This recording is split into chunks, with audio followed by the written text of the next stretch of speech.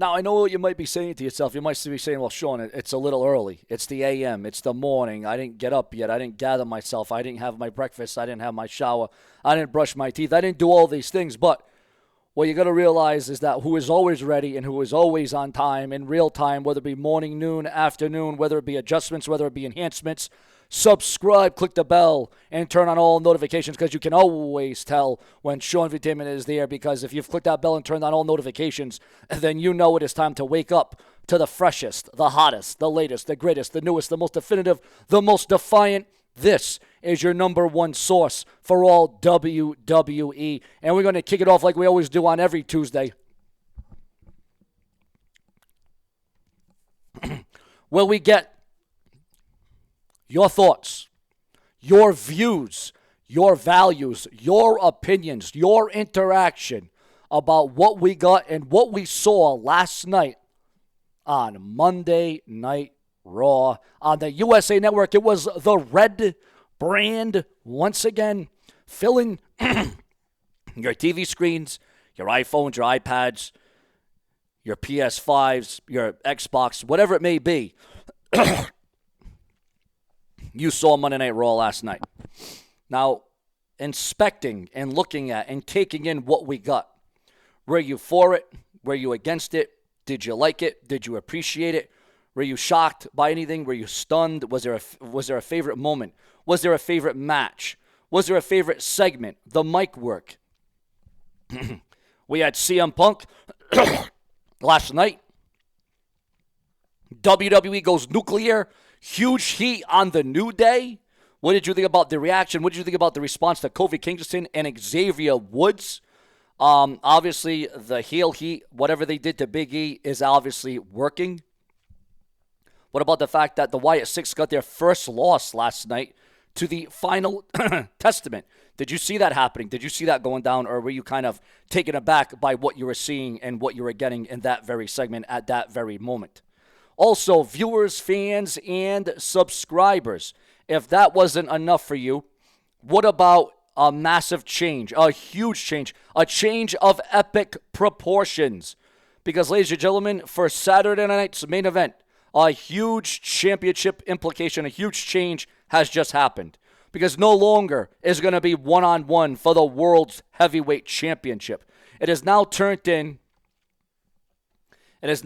into a triple threat match for the World Heavyweight Championship. Damian Priest, one-on-one with the World's Heavyweight Champion versus Finn Balor. So you're essentially killing two birds with one stone on Saturday night's main event.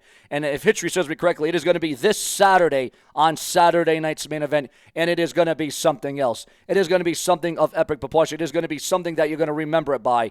And can you imagine what the feeling and the aura is going to be like in the building when Jesse the Body Ventura is behind with no cuffs? Jesse Ventura can say what he wants and do what he wants and just go off as we remember him. But who is going to win this triple threat match? Damian Priest. It seems like, again, the slow turn of Gunther turning into a face, a good guy, so to speak. But that transition may take a little bit longer than anticipated. Now, the reason for Gunther turning face slowly is so as to expand and add more time to his run and reign as World Heavyweight Champion. Now, there is early rumors. There is early speculation that Gunther may very well drop the World Heavyweight title on Saturday night's main event. Early rumors and speculation. Now, again, not confirmed, but the WWE has been riding this wave with the world title scene with Gunther and Damian Priest. And now you throw Finn Balor into it, and it really changes the entire concept. It really changes a lot of different things because you have Damian Priest and Finn Balor who have been going at it, who have been blood brothers, and they've been feuding. Then you have the continuation of Gunther and Damian Priest from WrestleMania. Yeah, sure, that from WrestleMania. So obviously this storyline, this angle, is taking on a lot of different forms for a lot of different people. Also, what about what we got in the women's division last night? That certainly can't be lost. And what about what we got with the fact that we won't be seeing Bronson Reed for a long time? he's going to be sidelined. And every time this man seems like he's getting on momentum, seems like he's building up something, seems like he's got something right, he gets derailed. Does Bronson Reed? It just feels like Bronson Reed, just gets derailed time in and time out. And that's a very sad state of affairs for him because, like I said, just when you think he's about to go to that space and that part of his career, and it's very sad because it looks like Bronson Reed may miss WrestleMania. Also, viewers, fans, and subscribers, we're also receiving word right now that Sable looks unrecognizable in a new photo with Brock Lesnar. Brock Lesnar and his wife, former WWE diva Sable, recently met Canadian country singer and songwriter Jason McCoy. But as you can see, guys, Sable looks a little bit differently these days. Because here on Seanzview, we don't just talk about it, but we show it. We show the proof, the evidence, the facts. As they say, the proof is in the pudding. 2 matches have already been set for next week's Raw for the Intercontinental Championship. Braun Breaker, see, Bronson Reed's on the mind because I actually feel bad for him. Braun Breaker versus Ludwig Kaiser for the Intercontinental Championship.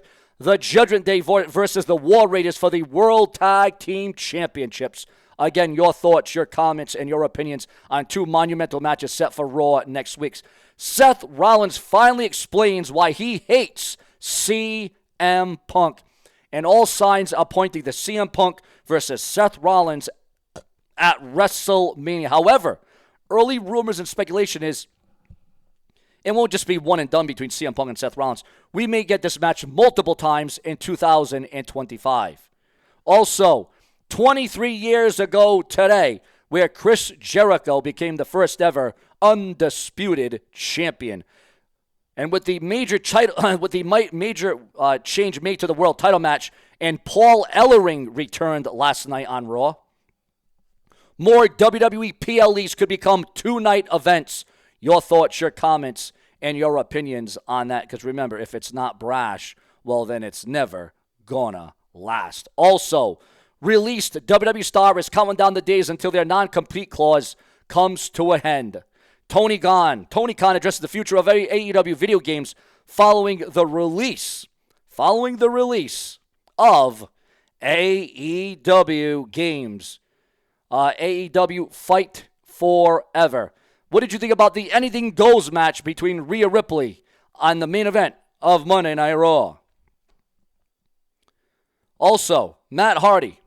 Trey Muggle was involved in an accident before TNA Turning Point. You would have never known it. Also, ladies and gentlemen, there are conflicting stories about AEW star being pulled from GCW events. A lot of confliction, a lot of back and forth. Ladies and gentlemen, Eric Bischoff says the following: I am never going to turn down an opportunity to do anything with WWE. They're an A-class organization, and they treat you right. JBL, the former WWE champion, reveals the story that led to Don Callis being fired from WWE. Your thoughts, your comments, and your opinions on that. And remember, guys, this is your hourly destination. This is your premier source, your reigning source for the hottest, the latest, the greatest, the newest, the most definitive, the most defiant. If it weren't for you, there would be no Sean's View. Plenty more to come throughout the day, every day, and in real time.